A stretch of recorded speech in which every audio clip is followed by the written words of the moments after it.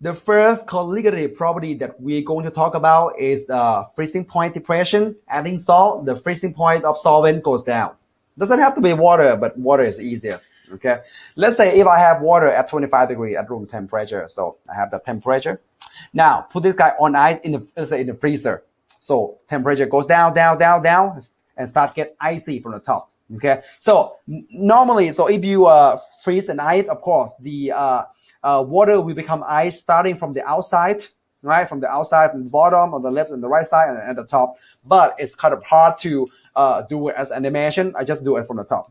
Okay, so make in the reality, so you get ice everywhere. All right, I'll just start from the top right there. All right, zoom further. So just right at the border of liquid water and the ice water, right there. That's at the border. This is what happened. Right? Normally, the rate at 0 degrees, the rate of melting and the rate of freezing, they are equal. So water go back and forth between becoming an ice and come back down to water, just like the vapor pressure, the vapor that you saw earlier. Okay, but at 0 degrees, the rate of freezing and melting, they are the same. So there's constant exchange of molecules of water between solid water and liquid water. All right. Now I'm going to add salt into this water. Add salt. Right, at 0 degrees. Okay, so we got salt in here. Right. So what happened is the ice melt. I just melt right away. Here's what happened. I'll take a look. So adding salt. Okay, some gonna go through the salt, go to the water, and some gonna stay at the top. Okay, and when when sodium chloride come into contact with the ice, of course, some ice will become water because they have some interaction. So so the sodium chloride will pull water and become water. Okay, and of course they form interaction on both at the top and at the bottom. Right. What happened is this interaction will prevent water, like liquid water, to become an ice. Yeah, will prevent water to become an ice. But at 0 degrees, the same thing. The rate of melting still the same. Right? The rate of melting is still the same, which means that the amount of water molecule to become an ice is lower than the amount of water from ice water go back to liquid water. And over time, a few minutes later, everything's melt. Oh, everything's melt. Okay, only because of the interaction between the sodium chloride and the water, the ion dipole interaction that prevent liquid water to become ice water. And the ice water just keep becoming liquid water. So there's no equilibrium here, right? The rate of melt is higher than the rate of freezing. So eventually, all the ice at the top will be melt. And yep, so if you want to freeze this solution, you have to use lower temperature. Does it make sense? You have to use lower temperature to add the speed of the freezing speed. The rate of the freezing, add more speed. So you need low temperature. That's why the solution of water containing salt have lower freezing point. Okay, so there is the equation, but you don't need to memorize this. We're not going to do any calculation here. General chemistry student people have to do this, but you don't have to. But I just want you to look at real quick. So the delta TF, so TF is decrease the temperature below freezing point. So how much how much freezing point decreases basically. Okay, K is a constant. M right here is molality of solute. Basically, it's the amount of solute, right? So if you add more salt, the freezing point is lower and lower, right? Add more salt, freezing point is lower. That's colligative property. The property that depends on the amount of solute added into the solution, not depends on the identity. Sodium chloride, potassium chloride, magnesium chloride do the same thing. Okay? But it might have different effect, but they do the same thing, but it's different effect. Take a look right here. All right, so if you see right here, so the amount of sucrose added, right? So the solute concentration start with sucrose, add 1 mole per kilogram solvent. So add 1 mole of sucrose, freezing point drop.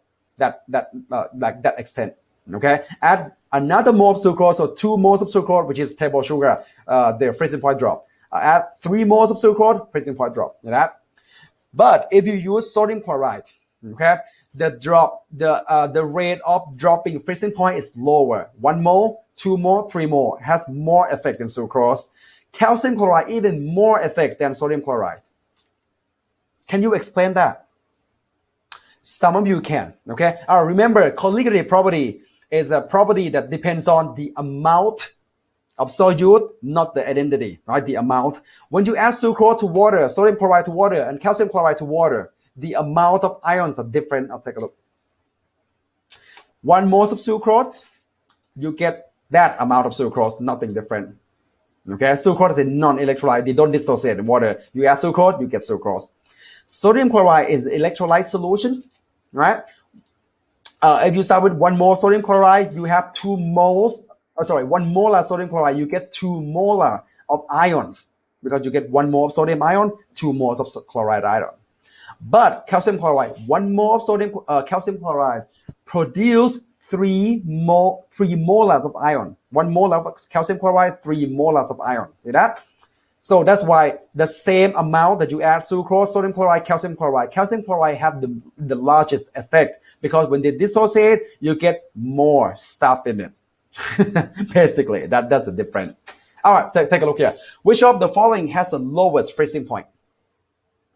Well, it is easy. So you have to look at how the amount of ion, the concentration of ion in the solution, right? So ammonium chloride dissociate to ammonium ion and chloride ion. 3.2 molar ammonium chloride, you get 3.2 molar ammonium ion and a 3.2 molar chloride ion. Total is 6.4 total ions. All right. Now, potassium carbonate, okay? Dissociate, you get 2 potassium carbonate and 1 carbonate ion.